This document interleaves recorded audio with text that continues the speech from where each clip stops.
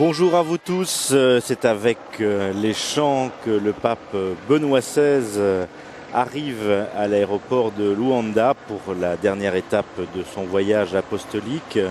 Ici en Afrique, 2 pays visités depuis maintenant une semaine. Et Pierre Diarra, vous allez encore nous accompagner. Merci d'être avec nous. Vous êtes le responsable de la revue Mission de l'Église, des œuvres pontificales missionnaires. Et puis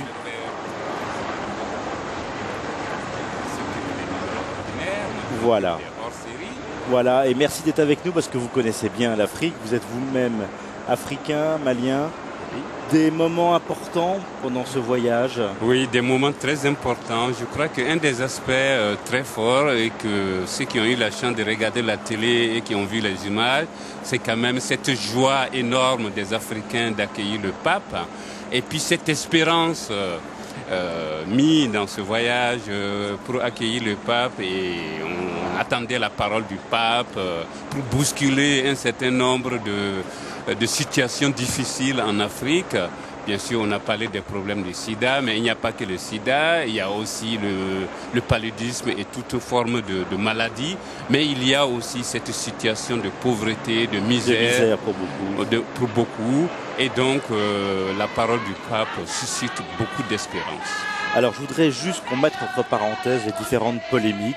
Oui. Je voudrais juste encourager les auditeurs à regarder à la source ce qu'a dit le pape Benoît XVI, oui, soit à travers les vidéos qu'on peut trouver sur le site internet, oui, de KTO, ktotv.com, oui, ou à travers le texte de toutes les interventions du pape qu'on peut trouver sur le site du Vatican, oui, vatican.va. Hein. Oui. Certains médias font dire des propos au pape qu'il n'a jamais tenus. Oui. Alors une fois de plus, il est vraiment important de voir le texte à la source. Qu'est-ce qu'a dit vraiment le pape? Ouais. Ce qui a été important là dans ce séjour angolais, les grands moments, la rencontre avec les ambassadeurs, oui, hein, l'appel à avoir des relations plus saines dans le pays, à lutter contre la corruption, contre des éléments de gérance politique, économique qui n'est pas toujours très clair. Bien sûr. Et puis, la reconstruction du pays n'est pas toujours facile. On est toujours tenté dans nos régions africaines de délaisser certaines parties du pays au profit d'autres. Et puis, le pape a invité à plus de dignité, plus d'égalité, plus de justice, en lien justement avec le thème du prochain synode, l'Église en Afrique au service de la réconciliation, de la justice et de la paix. Et donc, ce sont des aspects très forts, même si ça bouscule un peu nos gouvernants et puis tous ceux qui ont le pouvoir de l'argent, mais aussi le pouvoir lié au développement, le pouvoir lié aussi à une certaine reconstruction du pays. Voilà, et un appel aussi aux Occidentaux à bien être, à respecter les engagements de la promesse d'aide aux pays développés, 0,7% du PIB, oui, et puis surtout à ce que les Africains eux-mêmes œuvrent ensemble pour le bien de leur communauté, qui doivent être les premiers acteurs de leur développement. Oui. Hein. Là aussi, une remise en cause souvent de la mondialisation. Oui, je crois que ce sont ces deux aspects qui me semblent très intéressants. En même temps, le pape dénonce les corruptions, toutes les structures mafieuses, on pourrait dire, en Afrique. Et en même temps, il fustige la connivence des hommes et des femmes du continent africain, mais aussi les forces internationales qui exploitent cette misère du cœur humain et cette misère de l'Afrique.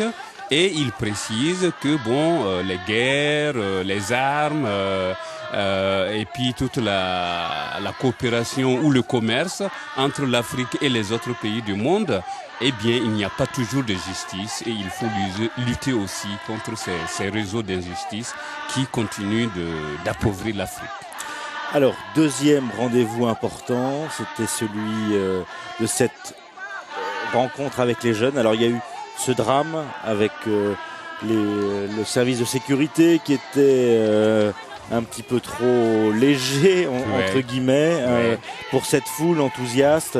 Ce drame avec ces 2 jeunes qui sont morts, avec les autres jeunes qui ont été blessés. Le cardinal Berton, le secrétaire d'État du Vatican, est allé leur rendre visite au nom du pape. On a vu le pape marqué, touché, montrer toute sa solidarité aux victimes et aux familles des victimes, notamment pendant la messe hier matin. Mais cette rencontre avec les jeunes, une jeunesse enthousiaste, vivante, qui était venue rencontrer le pape. Oui, ils étaient très motivés. Et j'ai envie de dire, le pape le leur a rendu, en ce sens qu'il les a invités à être des témoins de l'avenir, à construire l'avenir de nos pays africains. Il les a invités à être sel et lumière et à prendre des décisions aujourd'hui qui les engagent pour demain. Et je pense que ça, c'est un des aspects très forts.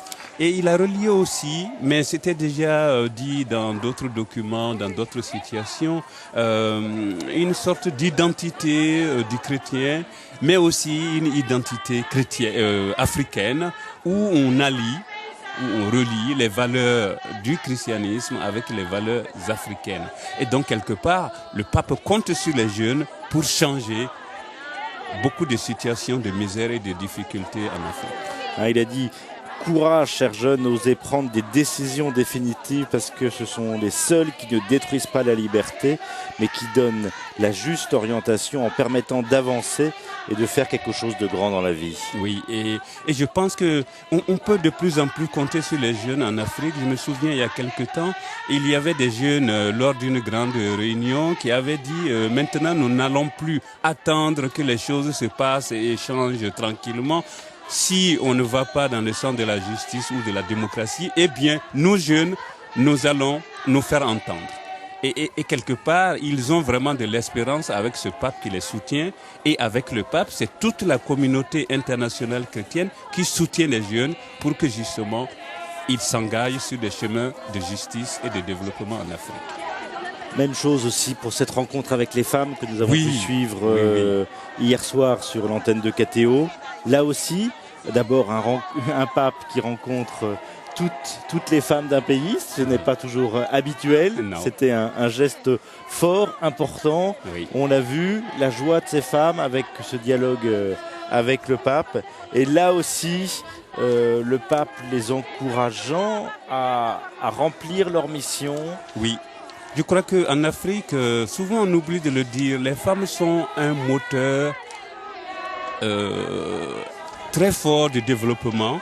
Et le pape a rappelé qu'il y a bien sûr des problèmes d'égalité entre hommes et femmes. Il a rappelé l'égale dignité entre les hommes et les femmes. Il a rappelé des propos très forts du pape Jean-Paul II. Il a rappelé aussi que les femmes, non seulement elles travaillent pour le développement, mais au niveau des structures familiales, au niveau de l'amour qu'il faut mettre dans toute entreprise de développement, les femmes sont au premier plan. Dans la transmission des valeurs religieuses, culturelles, familiales. Oui, ce sont les femmes qui sont là, qui transmettent, qui sont souvent les plus engagées dans l'éducation, les plus engagées dans des situations de guerre et de pauvreté, où souvent les hommes arrivent à peu près à s'en sortir. Et ce sont les femmes et les enfants qui subissent de plein fouet les conséquences. Et donc les femmes sont vraiment au cœur du développement, et c'est elles qui peuvent faire changer beaucoup de situations. Voilà, on voit à l'image le pape Benoît XVI accompagné du président de la République d'Angola, le président Dos Santos, qui reprennent le même chemin que celui pris vendredi matin, encadré par les scouts, cette jeunesse angolaise. Et on l'a vu à travers les différentes rencontres entre le président de la République angolaise et puis le pape. On n'oublie pas notamment ce grand rassemblement de tous les Angolais hier matin. Oui, pour la grande célébration. Cette grande célébration. Oui. Alors les chiffres sont difficiles à calculer, mais en tout cas on est sûr qu'il y avait plusieurs centaines de milliers de présents. On parle presque jusqu'à 1 million de peut-être qu'il y en avait plus, peut-être. Mais c'était aussi se rassembler autour du Saint-Père, du successeur de Pierre, venu affermir la foi de ses frères, comme il l'a dit. Oui. Et je pense que les chrétiens de l'Angola étaient très contents de cette grande célébration, d'avoir chez eux le pape pendant encore quelques heures, de prier avec lui et de célébrer ces 500 ans, ces missionnaires qui sont venus jusqu'en Angola, qui ont risqué leur vie. Le pape aime bien le rappeler, les missionnaires qui risquent leur vie pour proposer l'évangile, convaincus que il faut du monde pour proposer Jésus-Christ et que on ait la possibilité donc de rentrer dans l'Église par le baptême et par l'engagement pour changer les sociétés, pour qu'il y ait davantage d'amour, de paix et de justice dans les sociétés et dans tout le pays. Et en fait, le chrétien, il s'engage dans le monde et c'est pas simplement pour le bien et le bonheur des chrétiens seulement, c'est pour tous les hommes, toutes les femmes qui vivent dans le monde. Il l'a rappelé d'ailleurs dans son homélie, soyez fidèles aux dons reçus le jour du baptême. Au jour de votre baptême, vous avez reçu la lumière du Christ. Et puis il dit aussi, soyez reconnaissants pour la lumière du Christ apportée par justement ces missionnaires et puis à travers toute cette église qui a été implantée depuis 500 ans dans le pays, à travers aussi de manifester la gratitude envers ceux qui ont apporté l'évangile, bien entendu aussi à travers toute la transmission familiale, ce don reçu. Ce don reçu. Et ça me fait penser au document de travail que le pape a donné au Cameroun, où en fait le pape reprend un certain nombre d'éléments qui me semblent intéressants et qui permettent justement d'aller le plus loin possible en accueillant l'évangile. Alors le pape et le président de la République arrivent maintenant à l'emplacement où ils vont se saluer, se dire au revoir. Et c'est le président dos Santos qui va donc commencer par prendre la parole.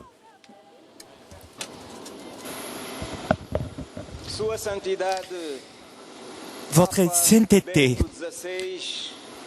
Benoît XVI, et toute la suite qui vous accompagne, mesdames, messieurs,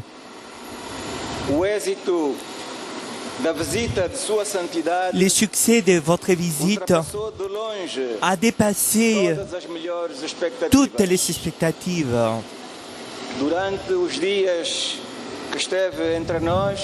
Pendant le jour que vous avez été parmi nous, pratiquement toutes les nations angolaises a vivré de joie avec votre présence et accompagné avec beaucoup d'intérêt tous les moments que vous avez partagés avec nous. Nous regrettons par contre la mort de 2 jeunes pour entrer au stade qui voulaient vous voir et vous manifester leur affection. C'est pour ça que nous voulons transmettre nos condoléances aux familles avec toute notre solidarité. Nous remercions les paroles de réconfort et de solidarité de votre sainteté. Paroles que vous avez adressées à ces familles. Entretanto, foi emocionante assistir a todas as manifestações de fé. Ça a été très émouvant d'assister à toutes les manifestations de foi, des promotions et des salaires humaines qui ont été transmises par le peuple angolais, conscient d'être en train de vivre un moment unique, privilégieux. Cela a été la confirmation qui fait que, à l'exemple de ce qui s'était passé avec votre prédécesseur, le pape Saint Paul II, notre peuple accorde une grande importance au message spirituel de votre sainteté. Au nom du peuple angolais, je suis très reconnaissant de toutes les paroles de la part du Vatican, paroles d'espoir, d'encouragement à la nation angolaise. Cela nous encourage à poursuivre sur le chemin de la réconciliation nationale et de la paix, et dans la construction d'un projet de société basé dans le respect des droits de l'homme, de la démocratie et dans la justice sociale. Je remercie encore une fois de plus votre présence qui a été un honneur pour nous, et je souhaite à votre sainteté et à votre suite un retour heureux. Je vous remercie. Após o discurso de despedida de Sua Excelência, o Presidente da República, escutemos o discurso de Sua Santidade. Voilà, maintenant le pape Benoît XVI va répondre à... Monsieur le Président de la République,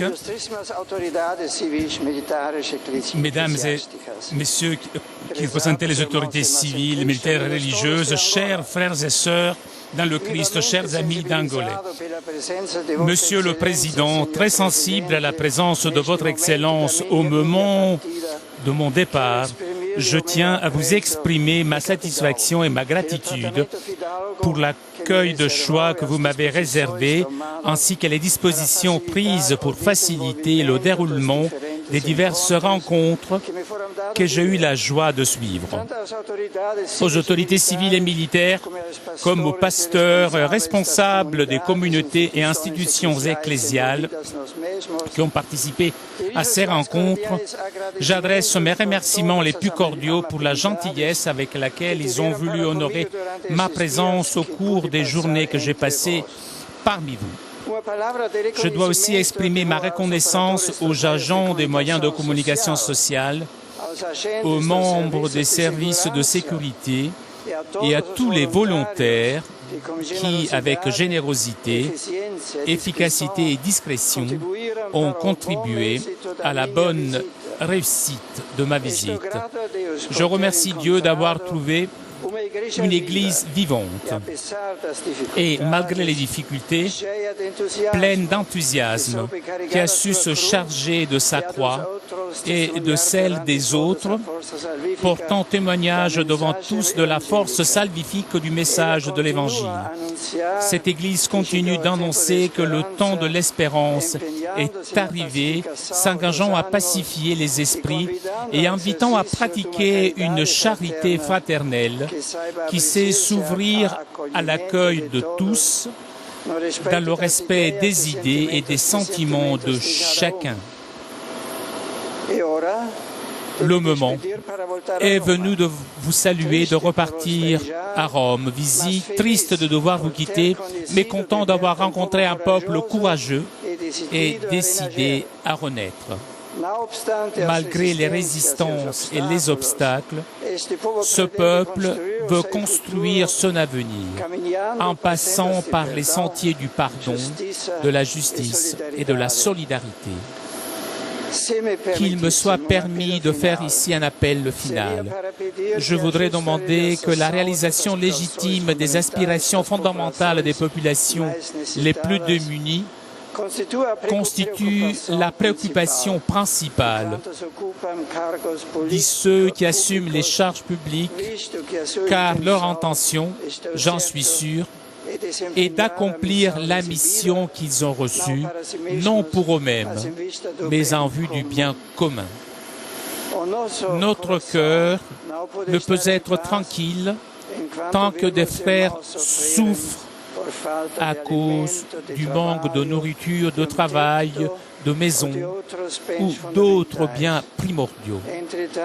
Pour arriver à apporter une réponse concrète à nos frères humains, le premier défi à relever est celui de la solidarité, solidarité entre les générations, solidarité entre les nations, entre les continents, qui engendre un partage toujours plus équitable des ressources de la terre entre tous les hommes.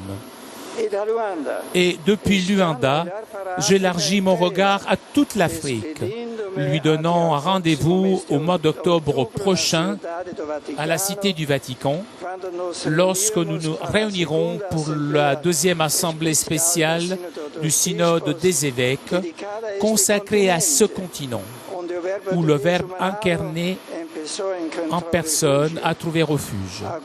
Je prie Dieu aujourd'hui de faire sentir sa protection et son aide aux réfugiés et aux expatriés sans nombre qui errent et attendent de retourner chez eux.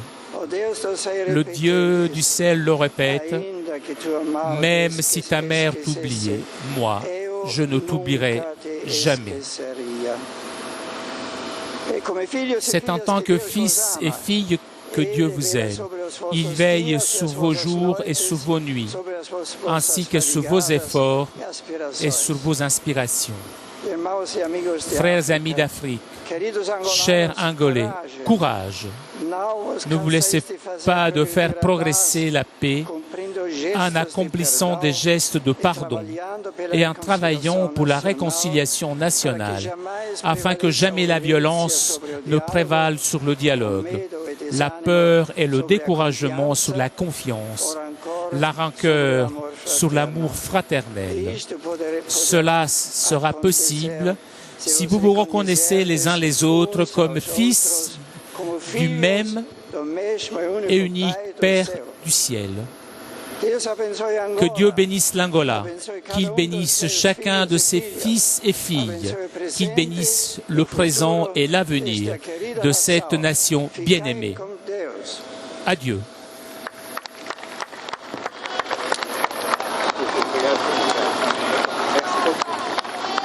L'appel du pape Benoît XVI, non seulement à retrouver toute l'Afrique en octobre pour le synode, mais aussi, je reprends mes mots, qu'il me soit permis de faire ici un appel final. Je voudrais demander que la réalisation légitime des aspirations fondamentales des populations les plus démunies constitue la préoccupation principale de ceux qui assument les charges publiques, car leur intention, j'en suis sûr, est d'accomplir la mission qu'ils ont reçue non pour eux-mêmes, mais en vue du bien commun. Alors, Pierre Diarra, cet appel du pape, une fois de plus, est à l'écoute des personnes les plus démunies. Oui, il a fait un appel en faveur des populations démunies pour les secourir, les aider à réaliser leurs aspirations les plus profondes. Il a fait appel à ceux qui ont les charges publiques, administratives, pour qu'ils travaillent pour le bien commun, pour qu'ils s'occupent de ceux qui souffrent, de ceux qui ont faim, de ceux qui n'ont pas de travail, de ceux qui n'ont pas de maison, pour qu'il y ait une solidarité. Et là, il a été insistant, j'ai l'impression, entre les générations, entre les nations et entre les continents, pour qu'il y ait un partage équitable. Nous allons écouter les hymnes maintenant.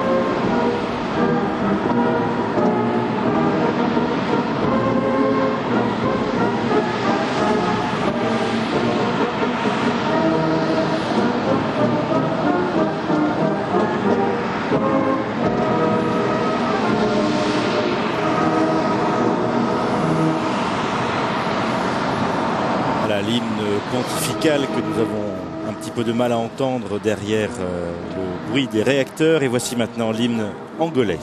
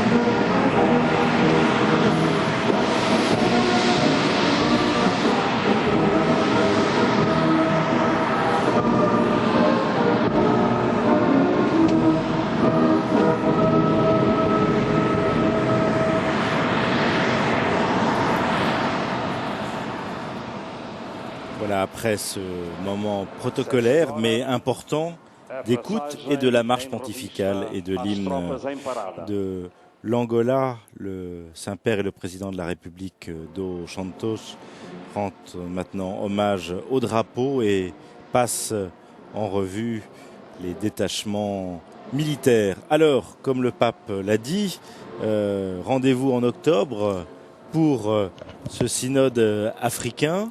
Oui. Qu'est-ce qui va se passer d'ici là pour ce synode justement? Alors, il y a déjà eu une première phase, donc les lineamenta, les grandes lignes du synode qui ont été tracées. Il y a eu des concertations, des réunions, les réactions des évêques des communautés chrétiennes africaines. Ils ont envoyé tout cela à Rome. Rome en a fait donc un document qui s'appelle donc le document de travail qui a été promu à Yaoundé. Et là, il y a un document qui va être travaillé. Et le document comporte déjà, on le sait, 4 chapitres qui sont importants. Alors, je vous arrête 2 secondes. Oui. Le pape va dire au revoir. Voilà, et surtout, il présente au président dos Santos tous les évêques, cardinaux et prêtres de sa suite qui sont venus avec lui de Rome. Là, il passe justement devant le... Ou qui sont venus d'autres coins de l'Afrique. Voilà, on voit Monseigneur Guido Marini, il a salué tout à l'heure le cardinal Berton et d'autres cardinaux qui ont participé avec les évêques et les prêtres à la réussite de ce voyage en Afrique, tant au Cameroun qu'en Angola. Et puis, après, c'est le président qui va présenter au pape les différentes autorités civiles et militaires du pays. Oui. Voilà, pour leur dire au revoir, tout simplement. Alors, ce synode, donc après cette étude des lineamenta, donc maintenant qu'il y a l'instrumentum laboris, les évêques vont retravailler dessus avant de se retrouver à Rome au mois d'octobre. Voilà, les évêques vont travailler dessus et les communautés chrétiennes aussi vont travailler dessus. Je rappelle que le sens du mot synode, c'est quand même cheminer ensemble. Et donc, c'est tout un mouvement, tout un dynamisme de l'Église des communautés chrétiennes d'Afrique qui se mettent vraiment en mouvement pour réfléchir sur ce grand thème, réconciliation, justice et paix. Et j'ai bien aimé tout à l'heure le mot du pape où il n'a pas dit simplement réfléchissez, il faut poser des gestes de paix, de réconciliation, il faut travailler pour que la paix advienne. Et si on voulait reprendre des aspects plus théologiques, on pourrait dire il faut que le règne vienne en Afrique, un règne de justice, de paix et de réconciliation. Et donc, je disais aussi que dans le document, il y a 4 chapitres où, dans un premier temps, on reprend la situation actuelle de l'Afrique avec toutes les difficultés. On n'a pas peur de dire quels sont les obstacles à la réconciliation, la justice et la paix. Et on indique quelle est la mission de l'Église, famille de Dieu aujourd'hui en Afrique. Et cet aspect est très important où vraiment il faut travailler tout ce qui a déjà été fait, mais il faut aller plus loin. Donc, c'est un peu l'orientation du dernier chapitre qui indique dans quel sens il faut travailler, dans quel sens il faut poser des gestes aujourd'hui de réconciliation, de justice et de paix en Afrique. Et donc ce document, c'est vraiment, on prend conscience de ce qu'il y a, des problèmes qu'il y a pour aller le plus loin possible, non pas simplement en réfléchissant, mais en trouvant des gestes à poser, des choses à faire pour changer l'Afrique, pour qu'il y ait davantage de justice, de paix et de réconciliation. Et le pape a dit, il faut vraiment que là où il y a la peur, là où il y a les difficultés, eh bien, on pose des gestes de fraternité, d'humanité, des gestes d'amour. Alors le président est revenu encore sur ce drame qui s'est passé pendant le voyage tout à l'heure pendant son discours. Là aussi, volonté de prendre conscience de la réalité, des difficultés, des drames pour pouvoir avancer. Bien sûr, le pape a remercié bien sûr les autorités administratives, politiques et autres qui ont facilité son voyage et devant ce drame, bien sûr, le pape il demande, enfin il présente ses condoléances, il prie pour les jeunes, il prie pour leurs familles et puis on sent bien que le pape, maintenant qu'il a foulé la terre africaine, qu'il a été bien accueilli, il n'a pas peur de dire à la fin de son discours « frères, amis d'Afrique ». Et quelque part, il le dit, il va partir et il est triste de quitter l'Afrique parce que quelque part il s'est senti accueilli, il s'est senti à l'aise en Afrique et il nous invite, il invite les Africains et tous les chrétiens à continuer justement à soutenir l'Afrique pour qu'il y ait davantage de justice et de paix. Et c'est pas seulement l'affaire des Africains, c'est aussi l'affaire du monde entier et surtout des chrétiens dispersés par le monde et qui sont reliés au pape et à tous les chrétiens qui vivent bien sûr une communion fraternelle et bien sûr aussi une solidarité au-delà des mers, au-delà des continents. Donc en fait, le pape, devenu ami des Africains, n'a pas peur de défendre l'Afrique pour que justement tous les hommes, toutes les femmes de bonne volonté à travers le monde entier, à la limite qu'ils soient chrétiens ou pas, ils s'engagent pour que les situations de conflit, les situations liées à l'injustice, tout ce qui fait que l'Afrique aujourd'hui est en difficulté, eh bien que cela change.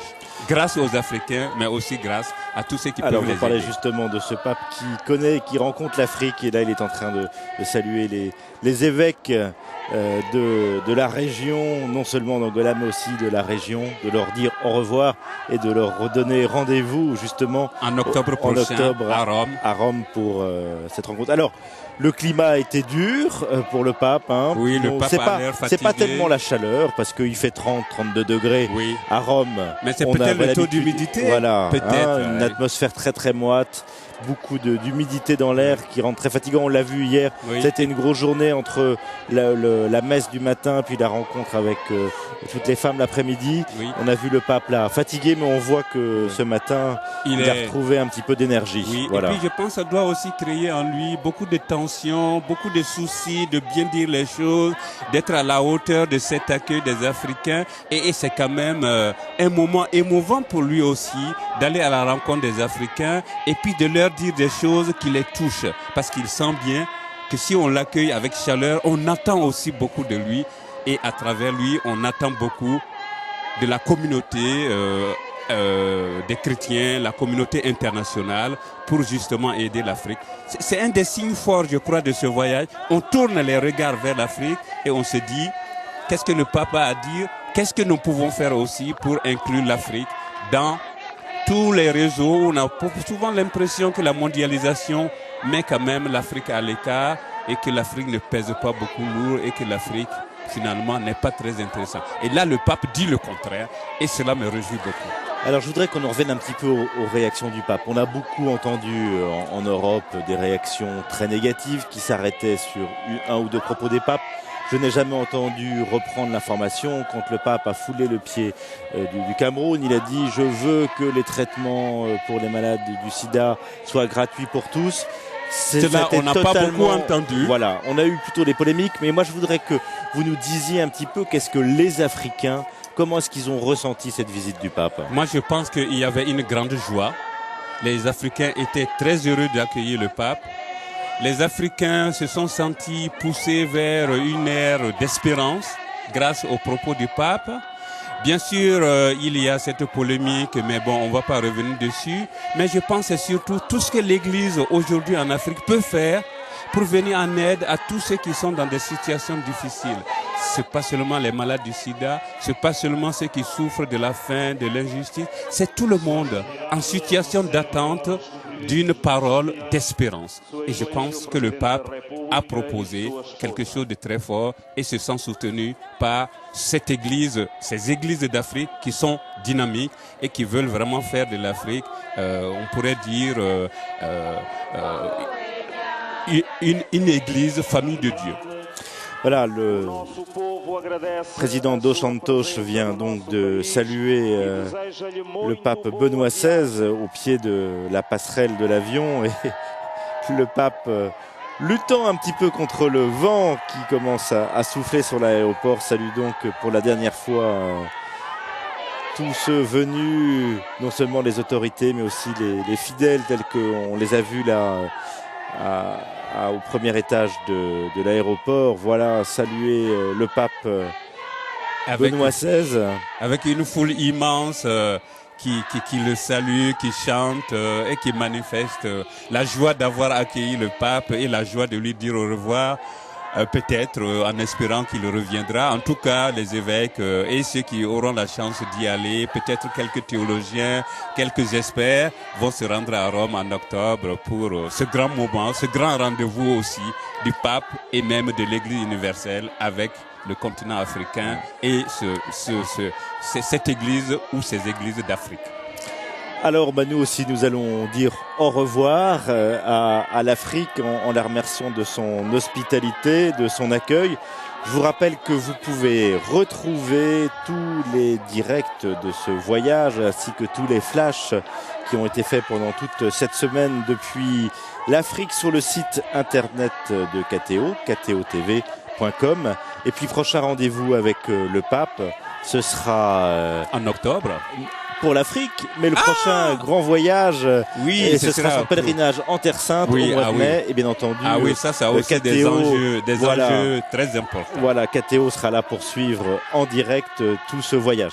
Merci à toutes les équipes techniques de KTO, tant au Cameroun qu'en Angola qu'à Paris, qui nous ont permis de retransmettre toutes ces cérémonies, célébrations.